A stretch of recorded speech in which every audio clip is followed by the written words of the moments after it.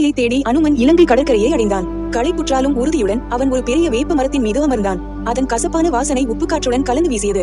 அந்தி சாயும் நேரம் வானம் ஆரஞ்சு மற்றும் ஊதா நிறங்களில் ஜொலித்தது. அப்போது மதுரை மீனாட்சி அம்மனுக்கு புனிதமான ஒரு மறைவான சோலையை பாதுகாக்கும் 2 யக்ஷினிகளின் உரையாடலை அவன் கேட்டான். அவர்கள் பெயர் வள்ளிக்கண்ணு மற்றும் மயிலம்மா.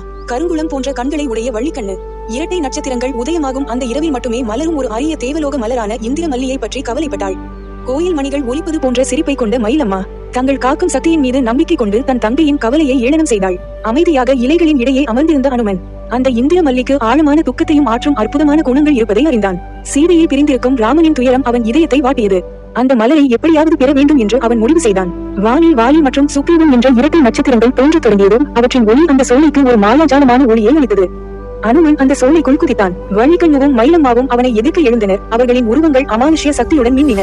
வள்ளிக்கண்ணு முட்கள் நிறைந்த கொடிகளின் சூறாவளியை கட்டவிழ்த்து விட்டாள். அவை ஒவ்வொன்றும் பழங்கால மந்திரங்களை கிசுகிசுத்தன.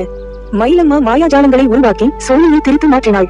வலிமை மிக்க அனுமனை திசை திருப்பினாள். ஆனால் ராமனின் மீதான பக்தியால் வலிமை பெற்ற அனுமன் தனது சுறுசுறுப்பு மற்றும் வலிமையை பயன்படுத்தி அவர்களின் தாக்குதல்களை தடுத்தான். தெற்கின் வீரமிக்க தமிழ் போர் வீரர்கள் மற்றும் அவர்களின் மாயாஜாலம் மற்றும் போர் திறமை பற்றிய ராமன் தன்னிடம் கூறிய கதைகளை அவன் நினைவு கூர்ந்தான். இறுதியாக அவனது அசைக்க முடியாத உறுதியை கண்ட யக்ஷினிகள் மனம் மாறினர். அவனது நோக்கங்கள் தூய்மையானவை என்பதை அவர்கள் உணர்ந்தனர். வள்ளிக்கண்ணு ஒளி வீசும் இந்திர மல்லியை பறித்து அனுமனுக்கு கொடுத்தாள். மயிலம்மா அவனை அந்த மாயாஜால சோலையிலிருந்து பத்திரமாக வெளியே அழைத்துச் சென்றாள். மல்லிகை மற்றும் சந்தனத்தின் நறுமணம் காற்றில் தங்கியிருந்தது. அனுமன் அந்த மலரை ராமனிடம் கொண்டு சென்றான்.